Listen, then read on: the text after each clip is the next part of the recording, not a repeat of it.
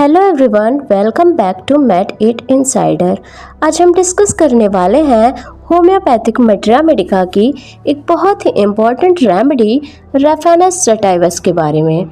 अगर किसी पेशेंट का एब्डोमेन गैस से इतना ज़्यादा फूल गया हो कि गैस ना ऊपर से बेल्चिंग के थ्रू निकले और ना ही नीचे फ्लैटस के फॉर्म में पास हो, तो ये रेफेनस का सबसे इम्पॉर्टेंट कीनोट सिम्टम माना जाता है।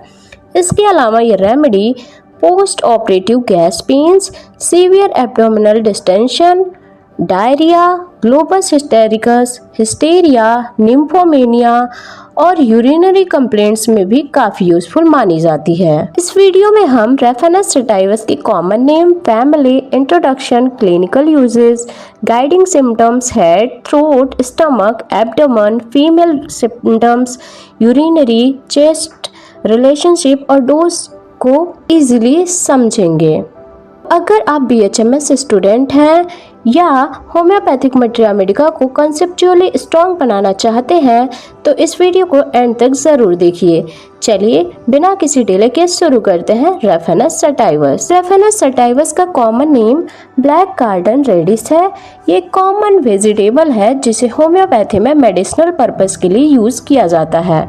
इसके फैमिली की बात करें तो ये रेमेडी क्रूसीफेरी, जिसे ब्रेसिकेसी फैमिली भी कहा जाता है, से बिलोंग करती है। इस फैमिली में कैबेज, मस्टर्ड और टर्निप जैसे प्लांट्स भी इंक्लूड होते हैं। इस रेमेडी के प्रूवर नसर हैं। इन्होंने इस मेडिसिन को की प्रूविंग के थ्रू इसके कैरेक्टरिस्टिक सिम्टम्स को ऑब्जर्व किया और मटेरिया मेडिका में इंक्लूड किया।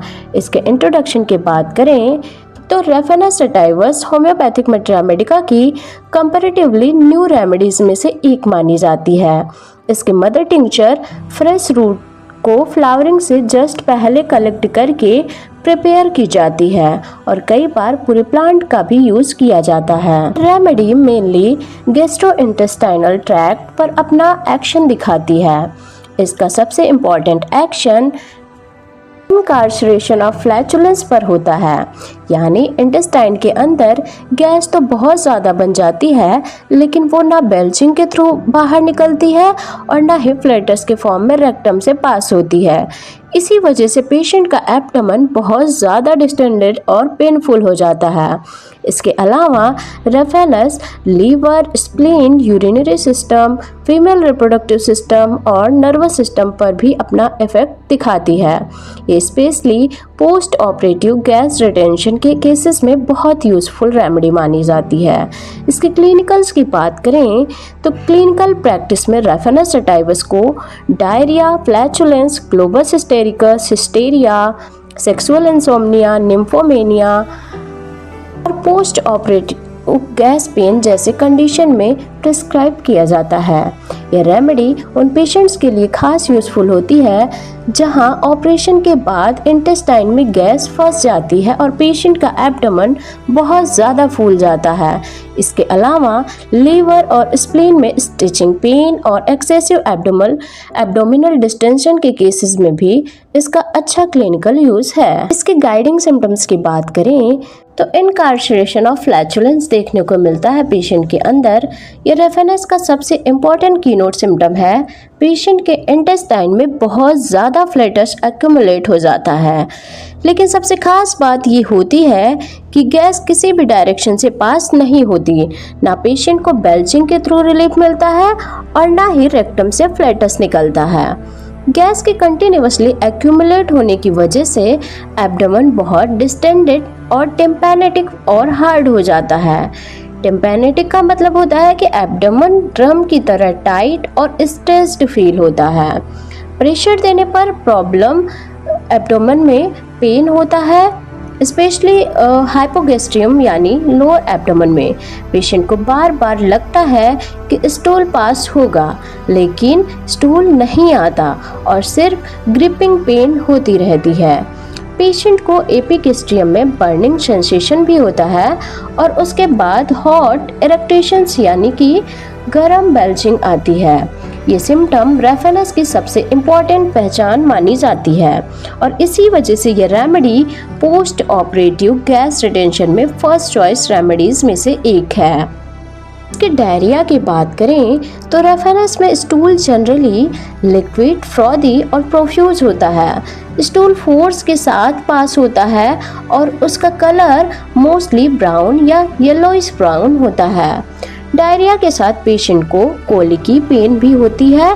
अगर इंटेस्टाइनल ऑब्स्ट्रक्शन बहुत सीवियर हो जाए तो कुछ केसेस में वॉमिटिंग ऑफ फीकल मैटर भी हो सकता है, जो सीरियस कंडीशन को इंडिकेट करती है। इसके यूरिनरी की बात करें तो रेफेनस के यूरिनरी सिम्टम्स भी काफ़ी कैरेक्टरिस्टिक होते हैं। पेशेंट का यूरिन टर्बिड होता है, यानी यूरिन क्लियर नहीं होता बल्कि धुंधला नज़र आता है। यूरिन के नीचे ईस्ट लाइक सेडिमेंट जमा होता है और यूरिन की क्वांटिटी नॉर्मल से ज़्यादा हो सकती है। इसकी कंसिस्टेंसी मिल्क जैसी थिक होती है, जो इस रेमेडी का इम्पॉर्टेंट यूरिनरी कीनोट माना जाता है। निम्फोमेनिया की बात करें तो ये रेमेडी उन फीमेल पेशेंट्स में यूज़फुल होती है जहां निम्फोमेनिया प्रेजेंट हो। पेशेंट में सेक्सुअल डिज़ायर बहुत ज़्यादा इंक्रीज हो जाती है और इसी एक्सेसिव सेक्सुअल एक्साइटमेंट की वजह से सेक्सुअल इंसोम्निया डेवलप हो जाती है। इसके साथ पेशेंट को अपने ही जेंडर से एवर्जन भी हो जाता है, जो रेफेनस का एक पिक्यूलियर मेंटल सिम्टम है। के माइंड की बात करें तो रेफेनस का पेशेंट जनरली सैड और मेंटली डिप्रेस्ड रहता है। उसे किसी भी काम में इंटरेस्ट नहीं होता और उसका बिहेवियर इमोशनली डिस्टर्ब रहता है। एक बहुत कैरेक्टरिस्टिक सिम्टम ये है कि पेशेंट को चिल्ड्रेन, स्पेशली गर्ल्स से एवर्जन हो जाता है। फीमेल पेशेंट्स में अपने ही जेंडर के लोग भी पसंद नहीं आते। यह रेमेडी हिस्टेरिया और ग्लोबस हिस्टेरिकस के केसेस में भी बहुत यूज़फुल है, जहां इमोशनल डिस्टर्बेंस के साथ थ्रोट में लम्प या बॉल अटकने का सेंसेशन भी होता है। रेफेनस के हेड सिम्टम्स की बात करें तो रेफेनस सटाइवस में हेडेक एक बहुत इम्पॉर्टेंट सिम्टम है। पेशेंट को ऐसा फील होता है जिसे ब्रेन सोर और टेंडर हो गया हो, यानी सिर के अंदर हल्का सा प्रेशर या सेंसिटिविटी हो। छोटी सी मूवमेंट या टच भी डिस्कम्फर्ट बढ़ सकता है। इसके साथ पेशेंट मेंटली भी सैड और डिप्रेस्ड रहता है। एक खास सिम्टम ये भी है कि पेशेंट को चिल्ड्रेन, स्पेशली गर्ल्स से एवर्जन हो जाता है। कुछ पेशेंट्स में लोअर आईलिड्स में इडिमा यानी कि हल्का स्वेलिंग भी देखने को मिल सकता है। इसके अलावा पोस्टीरियर नेयर्स में म्यूकस कलेक्ट होने की वजह से पोस्ट नेजल इरिटेशन और डिस्कम्फर्ट भी रहता है। इसके थ्रोट की बात करें तो रेफेनस का सबसे कैरेक्टरिस्टिक थ्रोट सिम्टम ग्लोबस हिस्टेरिकस है। पेशेंट को ऐसा सेंसेशन होता है जिसे एक गर्म बॉल यूट्रस से ऊपर उठकर थ्रोट तक आ गई हो और वहीं अटक गई हो। इस सेंसेशन की वजह से पेशेंट को बार बार लगता है कि थ्रोट में कुछ फंसा हुआ है, लेकिन एग्जामिनेशन में कोई एक्चुअल ऑब्स्ट्रक्शन नहीं मिलता। इसके साथ हीट और बर्निंग इन थ्रोट भी होती है, जो swallowing के टाइम और ज़्यादा नोटिसेबल हो सकती है। इसके स्टमक की बात करें तो रेफेनस में स्टमक सिम्टम्स काफ़ी मार्क्ड होते हैं। पेशेंट की एपेटाइट कम हो जाती है। नौजिया और रेटचिंग यानी उल्टी आने की फीलिंग बनी रहती है। कभी कभी वॉमिटिंग भी हो सकती है।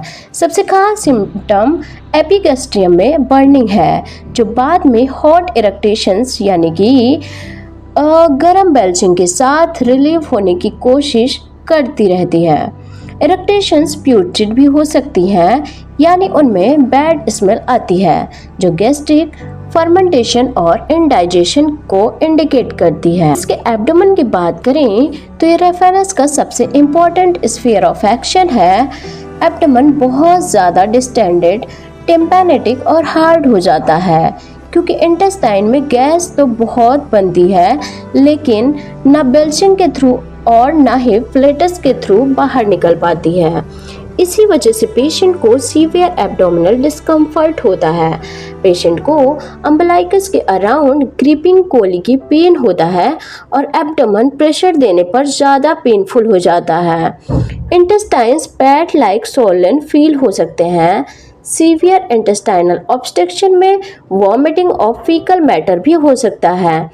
इसी की नोट की वजह से रेफेनस को पोस्ट ऑपरेटिव गैस पेन्स और रिटेन्ड फ्लेटस के बेस्ट रेमेडीज में से एक माना जाता है। इसके फीमेल की बात करें तो फीमेल पेशेंट में रेफेनस का एक्शन रिप्रोडक्टिव सिस्टम पर भी होता है। जेनाइटल ऑर्गन्स में नर्वस इरिटेशन होती रहती है। पेशेंट में निम्फोमेनिया डेवलप हो सकती है, यानी सेक्सुअल डिजायर एबनॉर्मल तरीके से बढ़ जाती है और इसी वजह से सेक्सुअल इंसोम्निया भी हो सकती है। मेंसेस बहुत प्रोफ्यूज और लॉन्ग लास्टिंग होते हैं, यानी ब्लीडिंग नॉर्मल से ज़्यादा और लंबी ड्यूरेशन तक चलता है। इसके साथ पेशेंट को अपने ही जेंडर और चिल्ड्रेन स्पेशली गर्ल्स से एवर्जन भी डेवलप हो सकता है, जो इस रेमेडी का पिक्यूलियर मेंटल सिम्टम है। चेस्ट की बात करें, चेस्ट में पेशेंट को पेन फील होता है जो चेस्ट से बैक और थ्रोट तक एक्सटेंड करता है। साथ ही चेस्ट के सेंटर में हैवी लंप जैसा सेंसेशन होता है, जैसे कोई भारी चीज रखी हो। कुछ पेशेंट्स को इसी जगह कोल्डनेस का सेंसेशन भी होता है, जो रेफेनस का कैरेक्टरिस्टिक चेस्ट सिम्टम है। इसके रिलेशनशिप की बात करें तो इसे कंपेयर किया जाता है मोमोर्टिका, स्पेशली स्प्लेनिक फ्लेक्सर पेन में, कार्बो वेजिटेबलिस, एनाकार्डियम, अर्जेंटम नाइट्रिकम और ब्रेसिका से कंपेयर किया जाता है। इन रेमेडीज में भी डाइजेस्टिव कंप्लेंट्स और फ्लैचुलेंस मिल सकते हैं, लेकिन रेफेनस की सबसे बड़ी कीनोट रिटेन्ड फ्लेटस है, जो किसी भी डायरेक्शन से पास नहीं होता। इसी सिम्टम की वजह से ये रेमेडीज सबसे अलग पहचानी जाती है। इसके डोज की बात करें तो रेफेनस सटाइवस को जनरली 3rd पोटेंसी से 30th पोटेंसी तक यूज़ किया जाता है। पोटेंसी का सिलेक्शन हमेशा पेशेंट के सिम्टम्स, डिजीज की सीवियरिटी और इंडिविजुअल ससेप्टेबिलिटी को देखकर किया जाता है। क्लिनिकल प्रैक्टिस में फिजिशियन केस के टोटलिटी के अकॉर्डिंग सुटेबल पोटेंसी और रेपिटेशन डिसाइड करता है। तो दोस्तों, ये था रेफेनस सटाइवस का कंप्लीट एक्सप्लेनेशन। उम्मीद है कि इस वीडियो से आपको इस रेमेडी के की नोट्स, गाइडिंग सिम्टम्स और क्लिनिकल एप्लीकेशंस अच्छे से समझ आ गए होंगे। अगर वीडियो हेल्पफुल लगी हो तो वीडियो को लाइक ज़रूर करें, अपने BHMS फ्रेंड्स के साथ शेयर करें और अगर आप चैनल पर नए हैं तो Med8 इनसाइडर को सब्सक्राइब करके बेल आइकन ज़रूर प्रेस करें, ताकि मटेरिया मेडिका की डे वाइज कंप्लीट सीरीज़ का कोई भी वीडियो मिस ना हो। मिलते हैं अगले वीडियो में एक और इम्पॉर्टेंट होम्योपैथिक रेमेडी के साथ। तब तक के लिए कीप लर्निंग, कीप ग्रोइंग और हमेशा हेल्दी रहिए। Thank you for watching.